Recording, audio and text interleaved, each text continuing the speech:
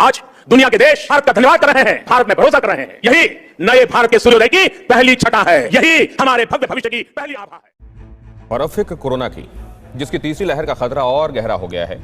उसकी एक और बड़ी वजह है केरल, क्योंकि जिस तरह से केरल में कोरोना आउट ऑफ कंट्रोल होता जा रहा है, वो जल्द ही पूरे देश के लिए खतरे का सबब बन सकता है। इसलिए आज एक केंद्रीय टीम केरल पहुंची है। 6 सदस्यीय टीम केरल में हालात और इंतजाम का जायजा लेगी और अगले 3 दिन में रिपोर्ट सौंपेगी। दरअसल केरल में हालात दिन ब दिन बिगड़ते जा रहे हैं। बीते दिनों में देश में जितने भी नए केसेस मिल रहे हैं, उनमें से आधे केरल में रिपोर्ट हो रहे हैं। मतलब कि कोरोना के संक्रमण की कड़ी इस वक्त केरल में सबसे ज्यादा मजबूत है और धीरे धीरे दायरा भी बढ़ा रही है। ऐसा इसलिए क्योंकि कर्नाटक, तमिलनाडु और आंध्र प्रदेश में भी कोरोना केसेस बढ़ने शुरू हो गए हैं। मतलब यह कि केरल सुपर स्प्रेडर बनता जा रहा है। यहां न सिर्फ देश के आधे केसेस मिल रहे हैं, बल्कि देश के कुल एक्टिव केस के करीब 39% केरल में ही है।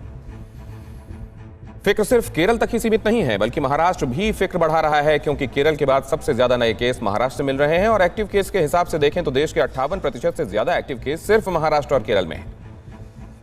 लेकिन सवाल यह है कि आखिर केरल और महाराष्ट्र वो राज्य जिनकी कोरोना से लड़ाई को रोल मॉडल के तौर पर पेश किया गया है, तारीफ की गई है, वहां लगातार हालात क्यों बिगड़े हुए हैं, जबकि देश के बाकी राज्यों में, खासतौर पर उत्तर प्रदेश में हालात बहुत हद तक काबू में दिख रहे हैं। जहां दूसरी लहर में कोरोना ने जो कहर बरपाया वो किसी से छिपा नहीं है, लेकिन उसके बाद जिस तरह से हालात काबू में आए वो भी किसी से छिपा नहीं है। चंद रोज पहले खुद प्रधानमंत्री ने यूपी सरकार की तारीफ की और यूपी सरकार भी कोरोना के खिलाफ लड़ाई में अपनी कामयाबी का बखान कर रही है। लिहाजा विरोधी टूट पड़े हैं, कह रहे हैं कि दूसरी लहर में जो हुआ वो क्यों भूल गए हैं।